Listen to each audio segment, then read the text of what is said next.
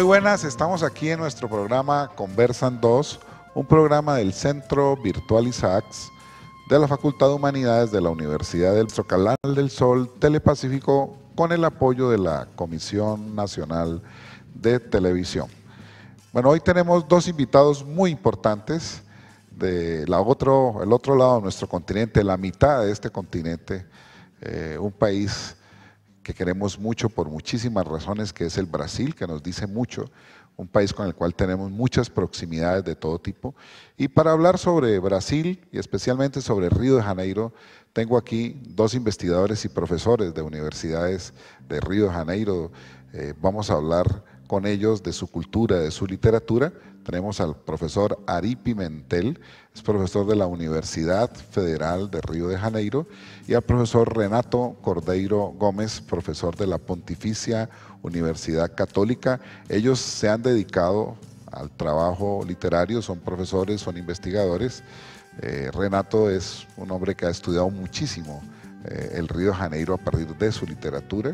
Escribió un libro que se llama Todas las ciudades, la ciudad, dedicado a cómo está representada la ciudad de Río de Janeiro en la literatura. Y Ari tiene un trabajo muy interesante sobre las periferias cariocas, especialmente sobre una zona de Río que se llama La Maré, una zona popular que él ha estudiado en todas sus manifestaciones.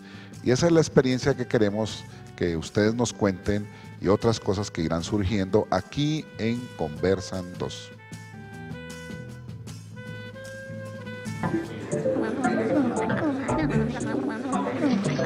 Estamos aquí, Conversan 2.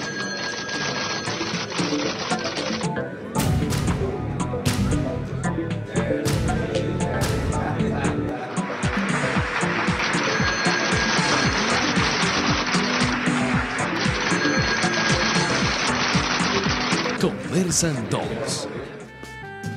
Bueno, aquí en Conversan 2 con Ari Pimentel y el profesor Renato Cordeiro Gómez, tenemos acompañándonos en el programa a los estudiantes de la Normal Superior Santiago de Cali, que está cumpliendo 100 años y que nos agrada mucho que estén aquí en nuestro programa Conversan 2. Pero vamos a iniciar nuestra conversación con Ari, que nos cuente un poco cómo fue tu llegada a Río de Janeiro. Ari viene del nordeste, la misma zona del presidente Luis Ignacio Lula da Silva, y creo que él nos puede contar un poquitico qué significó para él llegar a esa gran urbe que es Río de Janeiro. Bueno, mi experiencia tiene un poco que ver con la experiencia de muchos otros brasileños y al mismo tiempo es un poco única porque forma parte de otro momento de la historia de Brasil, es decir, cuando otro tipo de inmigrante, que nosotros llamamos de migrantes internos, se desplazan desde el nordeste hasta Río, ¿no? O sea, por ejemplo, las zonas que hablaste, o sea, de las periferias del río, están muy formadas por personas que vinieron desde estas zonas, ¿no? De los distintos departamentos nordeste. Entonces, cuando salgo de ahí, salgo en un momento de mi formación, ya llevo como 17 años de vida y, bueno, ya he superado el momento más duro, difícil tal vez, ¿no? Se habla ahí que los nordestinos, por lo general, cuando pasan ahí de los 3, 4 años, se van a dar en alguna cosa buena, ¿no? Porque, por lo general, el nivel de mortalidad infantil es muy alto, en esta zona del país. Entonces, yo salgo para hacer un camino en la enseñanza superior, o sea, termino mi formación secundaria e ingreso en la universidad. Entonces, es un tipo de migración un poco distinta en otro momento de la vida, ¿no? O sea, hay un momento, hay alrededor de los años 50, en el que esta migración tiene que ver más con las condiciones muy difíciles de vida, con las sequías, ¿no? Y viene una mano de obra que sale del nordeste para las ciudades como São Paulo o para Río, ¿no? O sea, yo ya formo parte de otro momento, pero de todos modos hay mucho que ver, o sea, de mi historia con la historia de estas otras gentes, ¿no? Yo salgo de una familia muy pobre, o sea, mi viejo, por ejemplo, era un tipo que no sabía leer ni escribir, o sea, llega como le decía ayer, ¿no? A dibujar su nombre, es lo único que supo, o sea, tenía una sabiduría muy grande, pero arraigada en esta cultura popular, en esta cultura de campesinos, ¿no? Y esto me enseña mucho, pero salgo de este universo para hacer una mezcla de esto con otro universo popular, que es el universo popular de las periferias, ¿no? De las periferias, en donde encuentro mucho del Nordeste, ¿no? O sea, hoy, por ejemplo, hablaste de Maré, o sea, en donde llegué a vivir por 2 años, y ahí, o sea, es mi casa hasta hoy porque encuentro el Nordeste de mi padre está ahí, en los olores, en la gente, en la cara de las gentes, en la memoria de estas gentes, en sus afectos, en la música. Caminas por las calles de ahí, es un poco tal vez como el Caribe, ¿no? O sea, caminas por las calles y yo encuentro el Nordeste de mi padre, yo encuentro el Nordeste de mi niñez, de mi infancia, ¿no? O sea, en la música, en los ritmos, ¿no? O sea, es una zona que está ahí y uno cree que está ahí, que suena la samba, que suena mucho el funk, pero de hecho, cuando caminas por las calles de una villa, de una favela, de una barriada popular como es la favela de Maré, suena, por lo menos lo que suena para mí es Nordeste, del mismo modo que también los olores, ¿no? Los olores que me encantan, los olores que me afectan, que mueven con mis afectos, son los olores del Nordeste, los olores de mi viejo, de mi niñez. Renato, tú cuéntanos un poco de ese río. ¿Cuál es el río de tus afectos, de los olores, de tu niñez, de tu infancia? Y ese río que tú has recorrido como estudioso de su literatura. Sí. Antes de todo me quería hablar 2 cosas. Estar aquí hablando para ustedes me está a volver a mi origen como profesor, porque trabajé casi 20 años en una escuela normal, que era la Escola de Formação de Profesores, que llamaba Instituto de Educação del Río, que se fue una escuela muy importante en la historia de la educación del Río, que todavía ahora no existe más, ha cambiado mucho las cosas. Y otra cosa que es la JAIA, este encuentro, que empieza a hacer o continúa a hacer una cosa muy importante, que es romper con el aislamiento de Brasil con América Hispánica. Que historicamente nos quedamos mucho tiempo, no sé si por causas políticas, si causas de la lengua, quedamos de todos los lados muy aislados. Y de unos años para acá empiezan a estudiar en las escuelas, a estudiar español, la literatura hispanoamericana, empieza a tener otra, son muy publicados hoy en Brasil, que no era, después del boom un poco, e agora creio que mais. Quando tu perguntas sobre o Rio, de uma certa maneira não consigo viver em outra cidade que seja Rio. Me gusta muito. E quando eu viajo muito, não tenho muitas saudades, é uma palavra muito portuguesa, mas tenho muitas saudades de Rio, de minha casa, onde vivo, a coisa. Não nasci em Rio. Nasci numa cidade do estado, da província de Rio, que depois, com 2 anos, me fui a uma outra cidade que é muito importante por causa da explotação de petróleo, que se chama Macaé. Me fui no fim do segundo grado, que me fui a Rio a fazer a universidade, tinha como 16 anos, quando cheguei a Rio. Minha abuela vivia aí, numa grande casa em Botafogo, onde passei um pouco da minha juventude. E quando estava elegendo o tema de minha tese de doutorado, não me queria ser uma coisa que estava na moda, neste momento, nos anos 80. Então, comecei a retomar umas coisas com uma pergunta muito sencilla, que era o que era escrever e ler o Rio de Janeiro. Uma pergunta muito sencilla, que levava a uma outra, mais sencilla aún, que era com que linguagem? E me dei conta que não era tão simples, que era uma coisa muito complexa. E tinha que fazer recorte de las cosas porque no me quería trabajar con el siglo XIX. Me quería trabajar con el siglo XX cuando hay una reforma en el inicio del siglo, un proyecto oficial de la República de transformar el Río de Janeiro, que era una ciudad colonial, sucia, etc., peligrosa, en una ciudad europea, de hacer una Europa posible. Entonces el modelo se fue a París. Entonces era neste momento el Rio de la Belle Époque que imita París. ¿No? Y en este momento que se ha empezado a crear el mito de la ciudad maravillosa, que es un epíteto que ha dado por una poetisa francesa que visitó Río en 2012. Entonces, me fui por aí e hasta nesta época do fim do século XX.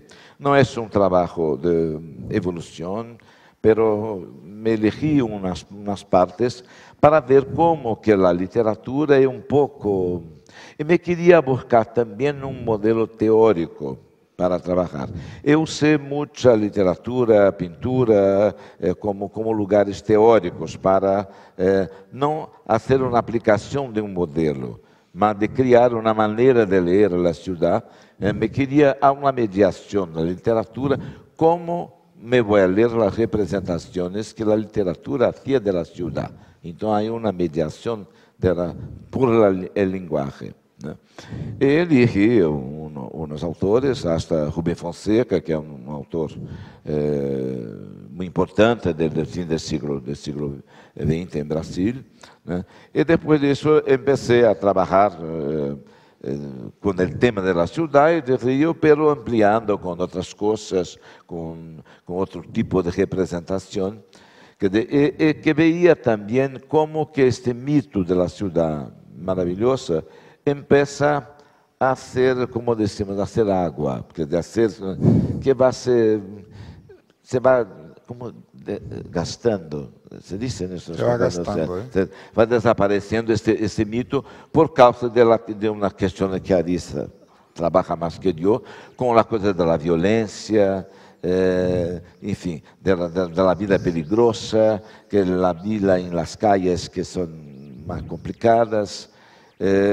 Então, e como Joanir Ventura, que é um periodista que ha escrito um livro, que é reportagem, não trabalho de antropologia, que chamou de Ciudad Partida. Pero me via uma coisa que não era epíteto de uma criação de los anos 90, quando ha publicado este livro, que a questão da Ciudad Partida estava no origen de Rio como ciudad moderna. Porque na época da reforma, quando a cidade vai imitar Paris, né, havia, uso uma metáfora de teatro como a cena e a obscena, esta coisa que está fora da cena, que era a pobreza, a cultura popular, a coisa que não interessava ao projeto oficial, mas esta coisa que está colocada fora da cena vuelva, e muitas vezes vuelva com violência. Esta coisa não era uma coisa de agora. Havia uma tradição destas coisas. Né? E de outras maneiras, queria ver como que estas coisas de los sueños, utopia, não sei como se diz em espanhol, né? Pensamento utópico de uma cidade que seria... E havia, até creio que nos anos 50, né? Se chama a época de ouro. Né? A época dourada, da criação da Bossa Nova, um momento de democracia, destas coisas que creio que era o momento máximo, né, deste mito. E que começa, né, as canções da Bossa Nova falam del mal, del amor. Não é esse amor dramático, mas um amor suave, quer dizer, é a coisa da flor, da praia. Então, esta coisa que começaram a cambiar na época da ditadura. Lo que me interesaba ver son estas contradicciones. No es buscar una solución para las contradicciones, pero ver las contradicciones. Y cómo que la literatura, el cine, la televisión, estas cosas trabajan esa cosa, tal vez sea la ciudad más representada en la cultura brasileña. Y una otra cosa importante es que el Río se tomaba como un acinedo de Brasil. Hablar de Río sería hablar de Brasil. Y la canción que se llama Ciudad Maravillosa, que es una canción de carnaval de 1935, que se quedó como el himno oficial de la ciudad, que dice que el Río es el corazón de Brasil. Y me preguntaba en esta época si aún el Río es el corazón de Brasil. Bueno, Ari Pimentel lo conocí a finales de los años 80 en Río de Janeiro, cuando era estudiante, y tenía una ocupación con la que él se ganaba un poco la vida, que era el cineclub, las películas, y me asombraba muchísimo de Ari la memoria que tenía para relatar todas las películas que él veía. Era una memoria extraordinaria, y por eso quiero hacer una pregunta alrededor del cine. ¿Tú qué nos puedes contar sobre el cine brasilero actual, sobre todo el que está centrado en Río de Janeiro, en estas nuevas realidades? ¿Qué nos puedes contar? Muy bien. El cine brasileño tiene mucho que ver en los últimos tiempos, tal vez dentro de este universo que más me interesa, con un cambio de foco, con un cambio de temáticas. Sí, y esto tiene que ver con la producción no solo de Río que se hace en Río y San Pablo, sino que también con la producción que se hace en otras áreas, como el propio Nordeste. Es decir, el cine sale de temáticas muy rurales, es decir, de un Brasil premoderno, un Brasil todavía que no hablaba, y un cine que todavía no hablaba tanto y no lo veía como problema a la ciudad, esta ciudad de la que habla Renato, ¿no? O sea, la ciudad, una ciudad que está partida, una ciudad que le expulsa del centro de las zonas más centrales y más nobles, a parte de su población, a los negros, a los pobres, a los trabajadores, y los expulsa para zonas más lejanas, en un proceso de periferización en el que van a surgir las barriadas, en el que van a surgir las favelas, ¿no? Entonces ahí comienza un tipo de visión y de representación de esta ciudad y de este país que va a hablar fundamentalmente de estas periferias, que va a hablar de estas periferias violentas, que sale junto con el propio movimiento de las gentes que vienen del área rural hacia la ciudad, y va a hablar de esta ciudad, de los problemas de esta ciudad. Entonces, en los últimos tiempos tenemos ahí algunas películas que son muy importantes acerca de esta temática, tanto en el área de ficción, como cine de ficción, como en el cine documental. Entonces, algunas de ellas, como por ejemplo,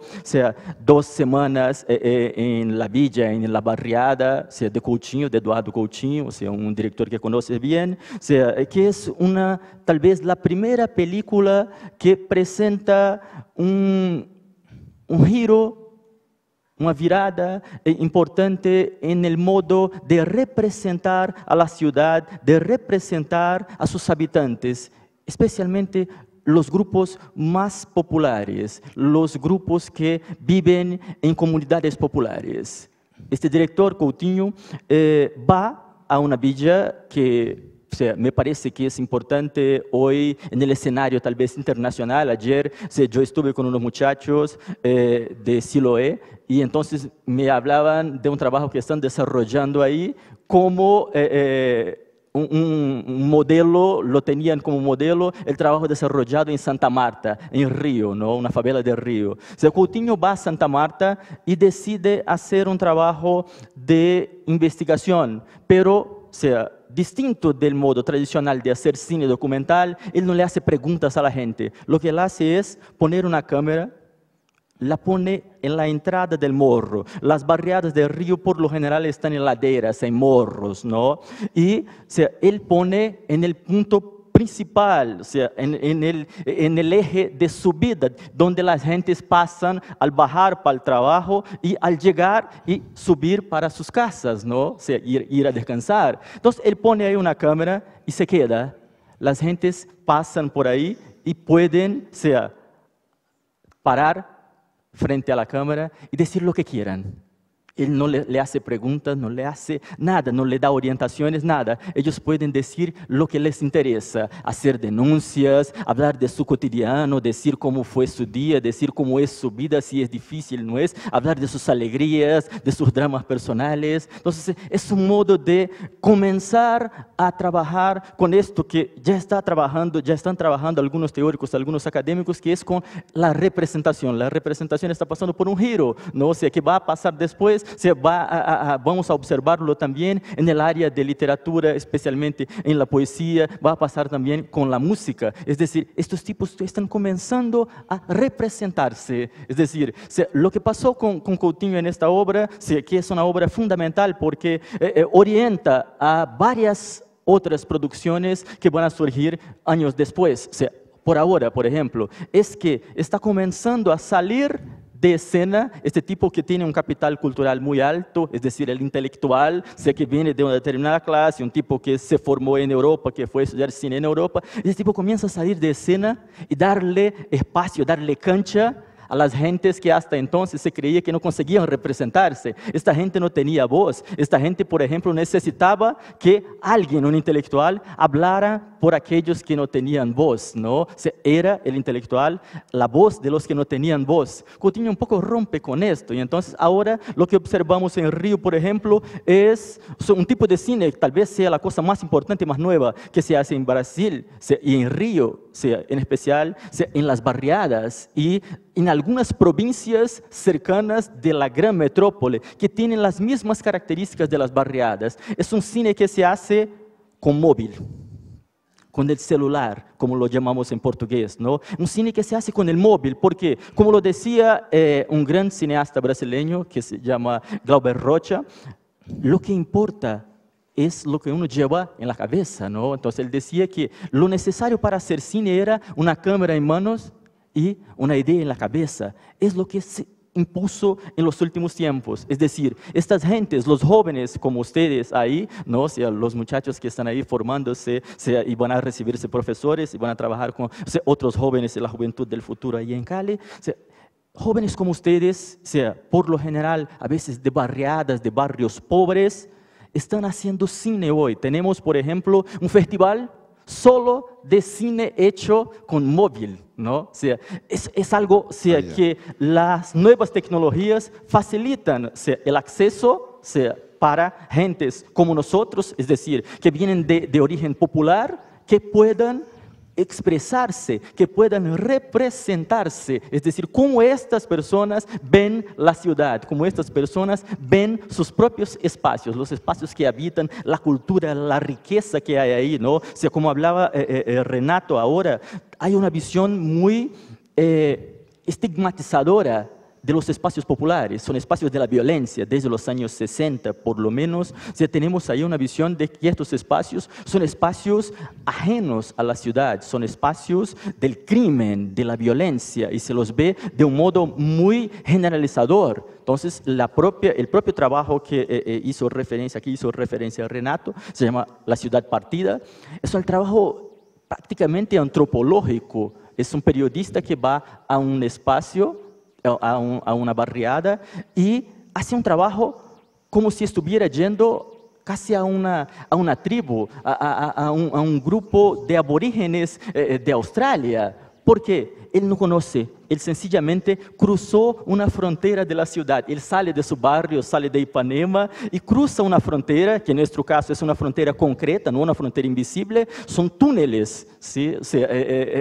Río tiene una geografía muy marcada por rocas inmensas que se hicieron agujeros, túneles para comunicar una parte de la ciudad a otra, ¿no? Entonces el tipo cruza el túnel y va a las zonas populares, va a una barriada variada, y ahí él encuentra cosas como, por ejemplo, la música, el funk, que él no comprende. Entonces hay enfrentamientos entre jóvenes que bailan. Y entonces hay un momento en el que hay, por ejemplo, unos muchachos que están bailando en el suelo, un poco como hip hop, como break. Y los muchachos se agachan, giran al suelo y tienen una cosa de poner el pie para arriba. Y sí, él no comprende nada, o sea, y tiene una cosa de enseñar, o sea, la ropa interior, ¿no? Y él tampoco comprende qué está pasando, ¿no? Y bueno, él necesita de un informante, él necesita de alguien que sea local y que le enseñe qué está pasando, que le diga cuál es la lógica de esta escena que se dibuja ante él, ¿no? Estos tipos se están enfrentando, o sea, una especie de una batalla. Y bueno, es el consumo, la lógica es la lógica del consumo. Cada uno está intentando enseñar al otro y a los demás el poder que tiene, el poder que está basado en el consumo, es decir, la marca de la zapatilla deportiva, la marca del calzoncillo. Del calzoncillo, ¿sí? O sea, y ahí hay toda una lógica nueva, que para él es muy nueva, ¿no? Una ropa interior es algo que debía de estar en un ámbito de lo íntimo, ¿no? Es una ropa interior, el nombre ya lo dice, ¿no? El calzoncillo se lo pone en lo íntimo, ¿no? Y entonces él no percibió cuál era la lógica, él necesita a alguien que le diga. Entonces, eso, por ejemplo, fue una de las cosas tal vez que más me hayan chocado, es decir, la incomprensión que tenemos nosotros desde afuera. Y fue lo que me llevó, por ejemplo, a vivir en la villa, ¿no? Bueno, vamos a hacer una pausa para regresar a esta interesante conversación con dos profesores brasileños, investigadores de Río de Janeiro, aquí en Conversandos.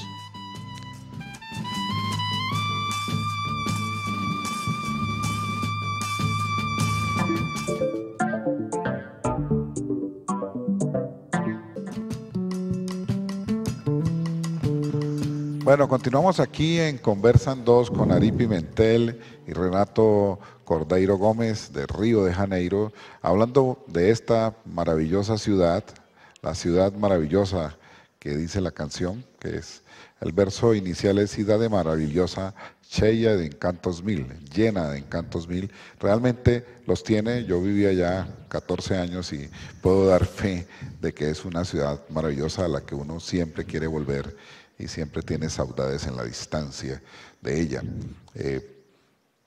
Renato, Río en 1950 fue la sede del Mundial de Fútbol y pasó una cosa terrible para los brasileños, que fue que se perdió el campeonato mundial en el Maracaná y hoy se conoce ese momento como el Maracanazo. Ahora Brasil va a ser nuevamente sede del Mundial de Fútbol. La responsabilidad es muy grande porque tienen esa historia atrás tan difícil y tan dura. Hay un bello filme donde está Barbosa, el gol que le hizo, estaba adelantado el portero y le hizo el gol y él no pudo coger la pelota. Pero la pregunta a partir de esta anécdota es la siguiente, para que nos digas, es decir, ¿qué ha cambiado sobre todo en ese Río de ahora? ¿Qué hay? ¿Qué está cambiando? ¿Qué está pasando en esa cultura, en esa ciudad? Antes de responder a esta cuestión, quería retomar una cosa que Ari ha hablado, que no hay una manera única de representar el río, esta diversidad de cosas, ¿no? Mismo la visión de René Ventura, que habla de la ciudad partida, que es como si fuera bipartida, pero no es bien de esta manera, porque habla de la... No se sabe cómo es la geografía del río, ¿no? Es un poco entre el mar y la montaña, y la parte del sur, que es la parte más rica, donde está Copacabana, Ipanema, la chica de Ipanema, Leblon, esta cosa, ¿no? Pero él llama esta cosa como la ciudad solar y la otra parte como la ciudad noir, noir como en francés, negro en francés, ¿no? Pero no es bien de esta manera, porque la ciudad es partida en toda parte. Porque tiene, en Ipanema hay una favela, ¿no? En Botafogo hay otra favela, ¿no? Leblon não é favela, mas é cerquita de outra Al lado. favela, né? Há um condomínio de luxo em São Conrado, que é um bairro novo e rico. Há a favela da Rocinha, que é a mais grande, a mais grande do Rio, creio, não?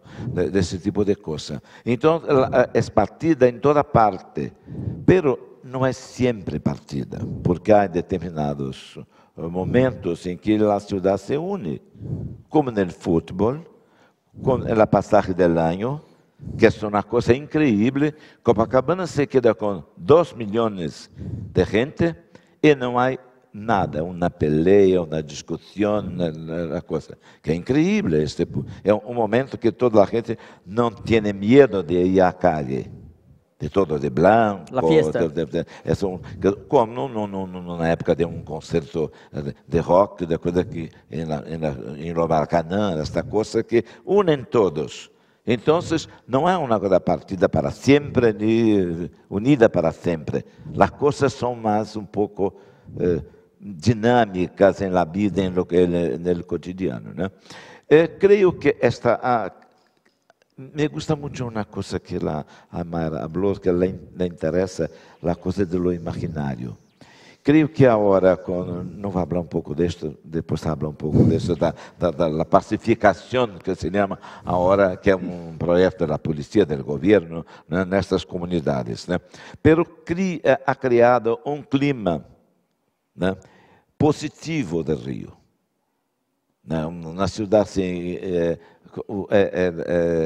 a frase é como quem ama, cuida. Então, se que cuidar da cidade, se que ama a cidade. Né?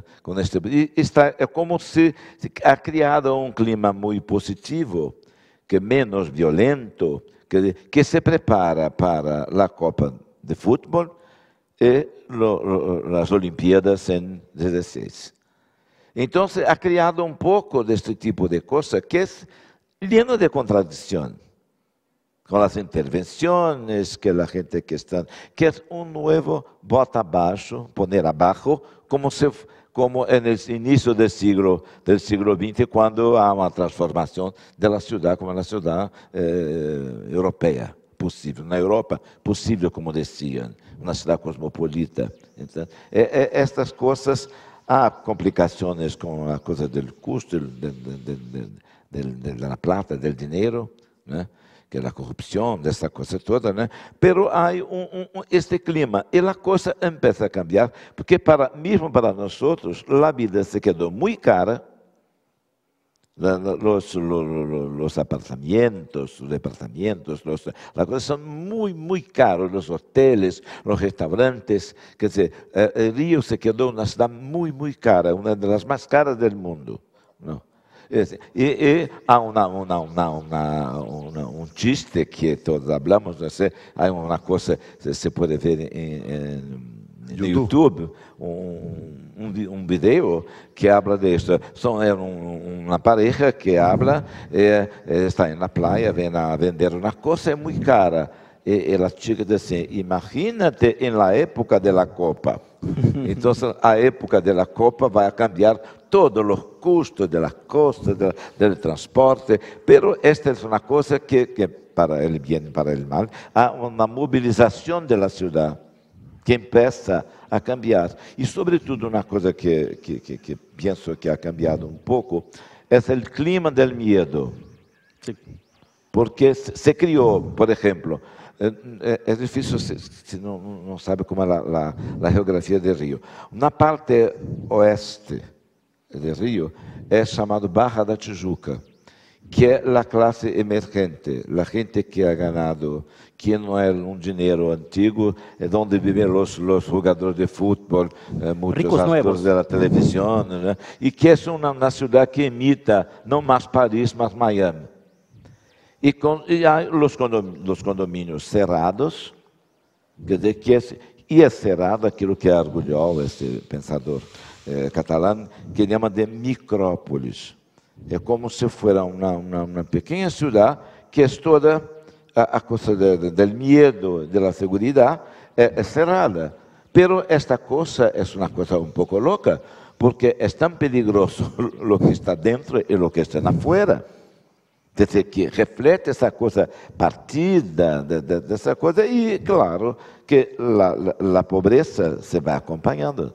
Nesta parte há favelas, há montão de problemas, né?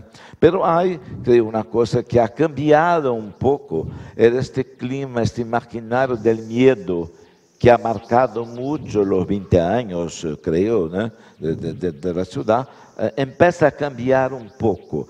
É como uma espécie de uma esperança, de uma coisa que o Rio se vuelva a ser mais uma vez a cidade maravilhosa, com todas as complicações da época de hoje. Porque sabes que as coisas que marcam a vida, né, em todos os sentidos de Rio é o futebol, que tem o símbolo do Maracanã, que estão reformando, se poner casi abaixo para ser outro, né? A praia, que é outra coisa muito importante, que é uma coisa mais democrática, etc, etc, né? E o carnaval, né? Com os vídeos das escolas de samba, creio que ha visto na televisão, estas coisas são um espetáculo muito interessante, muito bonito, etc., que também não é para todos, porque é caro. E aí, Carnaval é caríssimo. Carnaval. Mas estas coisas como o Armando Nogueira, que foi um periodista muito importante, que escrevia muito bem, há um texto que ele habla que a alma carioca é como uma como que é bola em espanhol? ¿Perdón? La bola, como se dice. Una pelota. La pelota, que era redonda como la pelota. ¿No? Que viene a ser el fútbol, el carnaval, el carnaval. Y nosotros tenemos un imaginario que dice así, las cosas son siempre después del carnaval. Quer dizer, as classes, o ano de las clases é um pouco distinto de aqui, porque coincide com o ano civil. Quer dizer, as classes começam um pouco em fevereiro, março, hasta julho, hay unas vacaciones pequeñas, después empieza en agosto, se va hasta diciembre. Y toda la mano. Después del carnaval, la vida comienza. Empieza más una vez después del carnaval. Entonces es una cosa que marca, ¿no? La vida no es solamente de Río, es la vida del brasileño, un poco con ese tipo de cosas, con esa alma esférica, ¿no? Ari, ya estamos llegando al final del programa. Voy a aprovechar este último segmento para preguntarte por la música brasilera. Sobre todo la música que está referida, dijéramos, a tu nordeste, la música que están haciendo hoy los jóvenes en las barriadas. Que nos hables un poco de esas tendencias que se están ejecutando en la música brasilera. Hay por lo menos 3 grupos que yo creo que son representativos de lo que está pasando ahí, o sea, 3 universos musicales: el hip hop en São Paulo, el funk en Río y una mezcla muy híbrida que se observa en nordeste de Brasil. Por ejemplo, yo podría hacer referencia a un tipo, si ustedes pueden encontrar ahí en internet, en YouTube, que se llama Rapadura. Sí, es un tipo que rescata, por ejemplo, la propia historia, el imaginario, sea vinculado al nordeste, a los personajes míticos, a los héroes locales, como Lampião, por ejemplo, es decir, el banditismo social del comienzo del siglo XX, pero lo hace con el hip hop. Se presenta con ropas de cuero, o sea, como si fuera un vaquero, como si fuera un tipo que trabaja con el ganado de comienzo del siglo, pero o sea, la forma de su música es una forma que se vincula a lo global, se vincula a un ritmo que aparece, a una forma de hacer poesía y de construir representaciones que viene desde Estados Unidos, pasando por Cali, Buenos Aires, Río, África, Europa. Entonces, este tipo está leyendo su realidad local, basándose en estas mezclas, es decir, tiene contacto con todo lo que viene del mundo, ¿no? O sea, tiene una especie de antena, que capta todo lo que pasa en el mundo y está procesando esto. Entonces, yo creo que ahí sería un buen ejemplo. Otro caso importante es el hip hop. El hip hop tiene una cosa muy contestataria, pero en los últimos ejemplos ya observamos casos que caminan más para una vena más lírica, más poética y también más mezclada, como por ejemplo es el caso de Criolo, ¿no? Criolo es un tipo que surge en los últimos tiempos, tiene una obra, tiene un trabajo más o menos largo, pero que no apareció. O sea, a lo largo de los últimos 8 o 9 años no apareció. Apareció el año pasado, ese tipo con su primer trabajo. Y, o sea, de hecho, lo que tal vez proyecta mucho el trabajo de Criolo es una lectura que él hace de una obra muy importante de Chico Buarque, que se llama Cálice. Entonces, este tipo vive en una barriada en São Paulo, trabajó ahí, hizo trabajos sociales, con educación, por ejemplo, con los niños en esta situación límite en esta favela de São Paulo, y lee la música y lee la sociedad desde este lugar especial. Hace una lectura entonces del Cálice, de la música esta muy conocida de Chico, que hablaba de la censura de los silencios que la dictadura militar imponía a la sociedad civil. Este tipo va a hacer una lectura ahora del Cálice, que es el hecho de calarse, ¿no? un mandato, una orden, ¿no? O sea, cállese. Y él va a leer esto como una forma de silenciar a determinados grupos de la sociedad, a determinados grupos que están en las periferias, ¿no? Va a hablar, por ejemplo, de la imposibilidad o de las negociaciones que se dan en estos espacios. Por ejemplo, en la biblioteca que existe en la villa, ¿no? Él dice, la biblioteca no era un espacio de trocas, de cambios, no era un espacio de aprendizaje, era un espacio de silencio, ¿no? Entonces ya va a hablar de la quebrada, va a hablar de su periferia, ¿no? Y en Río tenemos otro fenómeno muy importante, muy fuerte, que es el funk, ¿no? O sea, a lo largo de los últimos 10 años por lo menos tuvimos una expresión, o sea, el funk como la expresión más fuerte de la música en Río. Hoy está cambiando mucho por motivos que están relacionados a esto que hablaba Renato, es decir, un proceso de pacificación. O sea, para ustedes tal vez no les diga mucho, pero para nosotros es muy importante. En el contexto este de los grandes eventos que Río va a sediar, que vamos a recibir, tenemos acciones políticas, de políticas públicas, especialmente en el área de seguridad, que están cambiando el escenario. Puede que sea a largo plazo, puede que sea una simple fachada, es decir, algo muy cercano a lo que pasó con el bota abaixo, o sea, de comienzo de siglo. Puede que sí, y que eso no nos deje muchas consecuencias, pero en este momento está cambiando mucho la forma de ver, de percibir, de leer la ciudad, especialmente el imaginario, esto que habló Renato, de la sociedad del miedo, ¿no? Un imaginario relacionado al miedo. Es decir, el Estado está volviendo a adueñarse de los espacios que habían sido territorializados por la violencia, por el tráfico al menudeo. Determinadas zonas, muchísimas zonas de Río, las barriadas populares estaban dominadas por estos tipos, pequeños jefes locales del tráfico, ¿no? Y ahora el Estado se adueña de estos territorios.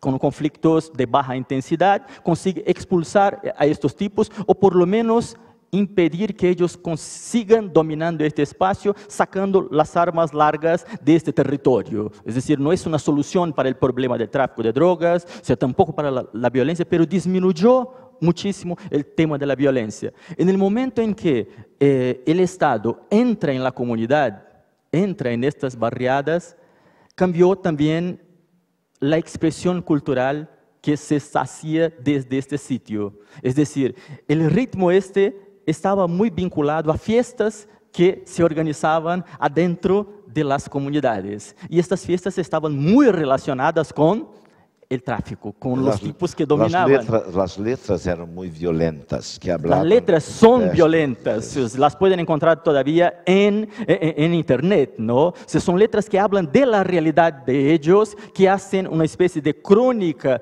de esta realidad también, y obvio, están relacionadas muchas veces con los héroes locales, con un nivel de un imaginario que prácticamente impone a estos jóvenes un estilo de masculinidad muy vinculada a un ethos guerrero, a una masculinidad guerrera, es decir, construye la acción y el papel, el rol que van a tener estos jóvenes que trabajan para el tráfico de drogas al menudeo. Entonces, cuando el Estado entra en estas sociedades, pasa algo muy importante, es decir, la fiesta va a seguir. Para estas comunidades, para estas barriadas, a veces es la única opción de entretenimiento, de expresión que tiene, del encuentro, ¿no? De sociabilidad. Entonces, la fiesta sigue, pero estas músicas ya no tienen más cabida, ya no pueden más sonar ahí, porque el Estado ejerce su poder ahora. El Estado, por ejemplo, ahora ejerce el poder tiene el poder de ejercer la violencia legítima ahí adentro, ¿no? Entonces, el Estado ahora orienta la propia producción de la cultura en ese espacio. Entonces, cambió mucho, el tema de las letras ha cambiado mucho en los últimos 2 años, que es el tiempo que tenemos ahí de la instalación de estas unidades de pacificación. Renato quería comentar de las letras.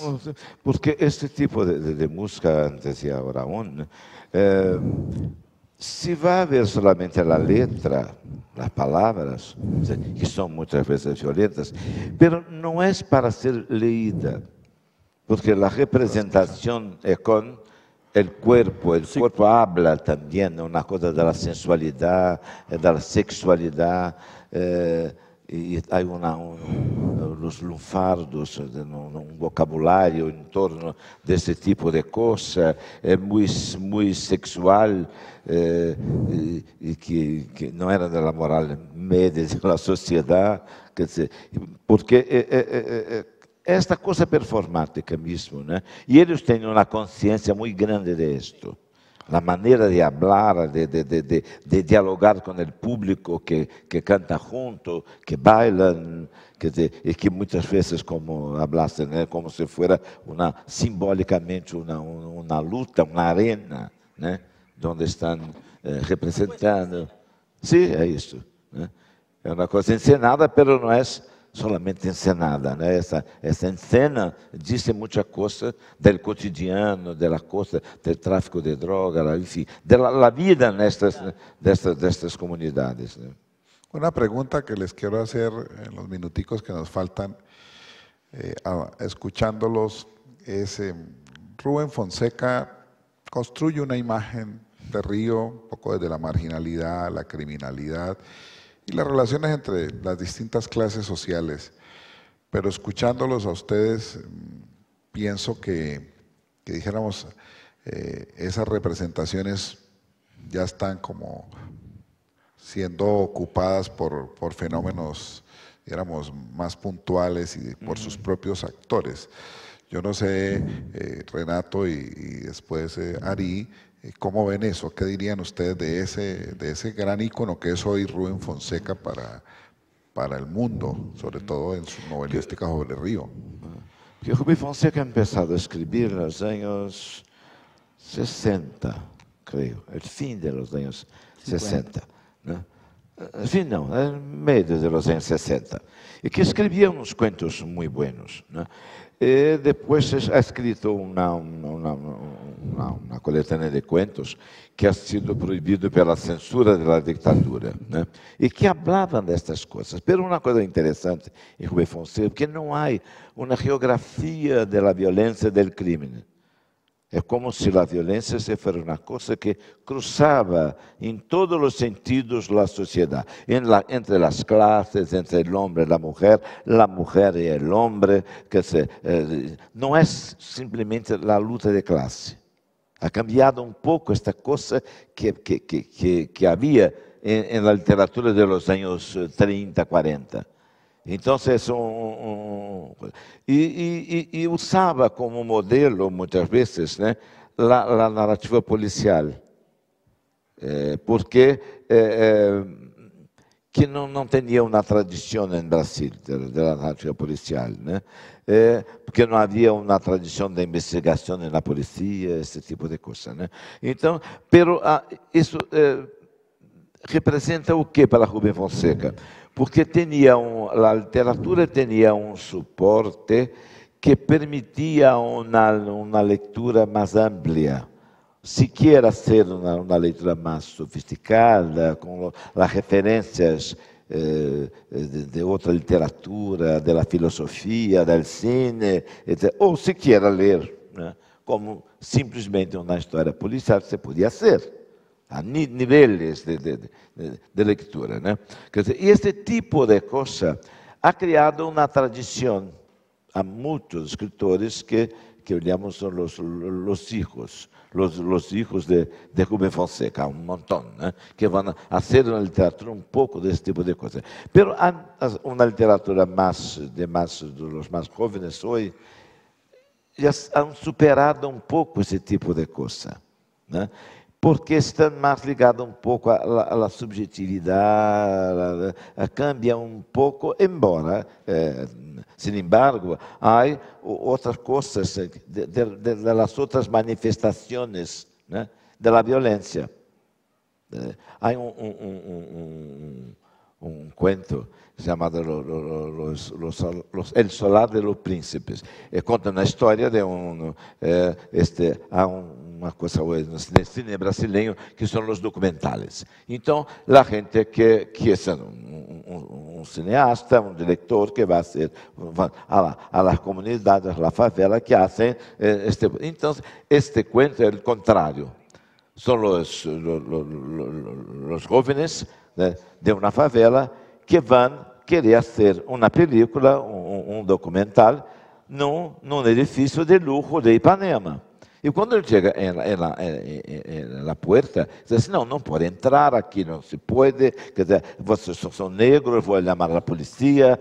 Então, inverte um pouco a coisa para demonstrar, quer dizer, que cambia o ponto de vista.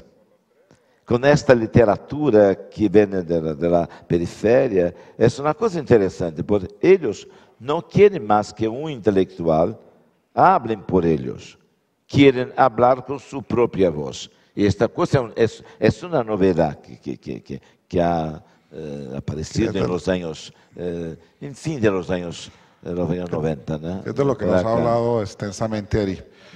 Bueno, lamentablemente el tiempo se acaba. No sé si harías un comentario breve y nos vamos.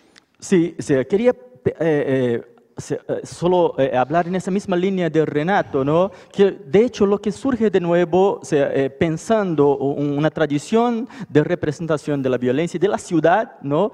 Es esto, es la representación de estos espacios por sus propios habitantes. Ahí surge una literatura marginal, ¿no? Que está producida por los que están adentro. El texto que es maravilloso, que hablaba Renato, El Solar de los Príncipes, tiene que ver con una línea que no aparece solo en São Paulo, Río, está surgiendo ahora en todo el país. Es decir, personas que vienen desde periferias, desde barriadas, están comenzando a hacer literatura. Entonces, yo creo que el ejemplo más grande es Ferrez en São Paulo, claro. Un tipo que se produce una literatura buena desde una barriada, nació y vive hasta hoy en una barriada, se llama Capão Redondo, y ahí comienza un movimiento cultural que va a producir frutos increíbles, porque comienza a atraer otras personas de otros sitios, de otras ciudades de Brasil, que se perciben que hay ahí un canal para expresarse y para publicar también, no solo internet y los blogs, sino que publicar en papel, publicar por editoriales. Entonces tiene un libro que se llama Talentos de la Escrita Periférica, y él abre este libro con una especie de manifiesto, como los manifiestos de los grandes movimientos de vanguardia, ¿no? Y en ese manifiesto que él llama terrorismo literario, es decir, él comienza diciendo, la capoeira no viene más, ahora nosotros reaccionamos con la palabra.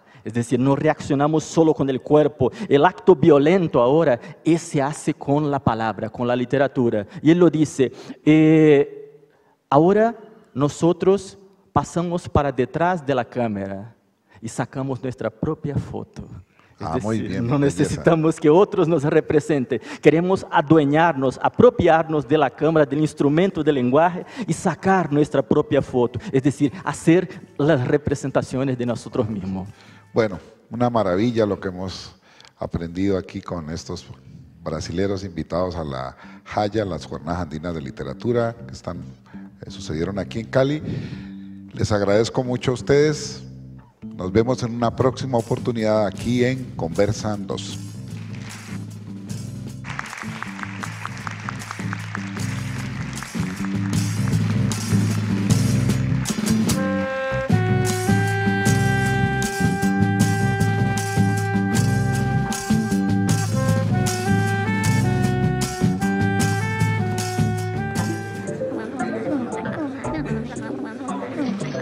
Estamos aquí, Conversan 2.